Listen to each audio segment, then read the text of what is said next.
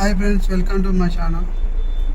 ఈ ఒక ముచ్చట ఏంటంటే ఫ్రెండ్స్, ఈ మన ఇక్కడ ప్రస్తుతానికి అయితే ఇప్పుడు నేను ఆదిలాబాద్కి వచ్చిన. మార్నింగ్ 6 o'clock స్టార్ట్ అయ్యి 12:30 వరకు ఆదిలాబాద్కి వచ్చిన.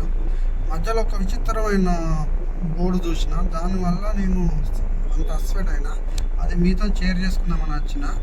ఇక ముచ్చట ఏంటంటే, మన చేగుంట ఉంది కదా, చేగుంట బైపాస్లో స్పీడ్ పెట్టిండు, స్పీడ్ లిమిట్ పెట్టిండు. ఎంత పెట్టిండు? 60 పెట్టిండు. హైవేలా 60 ఎవడన్నా పెడతాడా?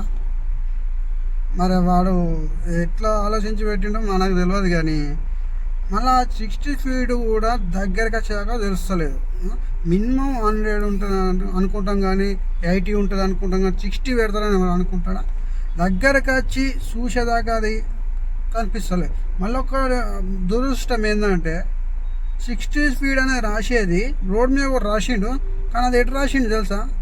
మనం అది కెమెరా దాటినాక రాసిండు, కెమెరా ముందు రాయాలి. అది ఏం తెలువో, అది ఏందో నాకు అది అర్థం కాలే ఫ్రెండ్స్. ఇంకా 80 స్పీడ్ అన్న, మినిమం 80 స్పీడ్ అన్న పెట్టాలి హైవేలో. ఇప్పుడు సపోజు దగ్గరికి వచ్చి చూసినాక బ్రేక్ కొట్టాలన్నా కూడా భయమే, వెనక వెహికల్ అన్నది ఆగుతుందేమో అని.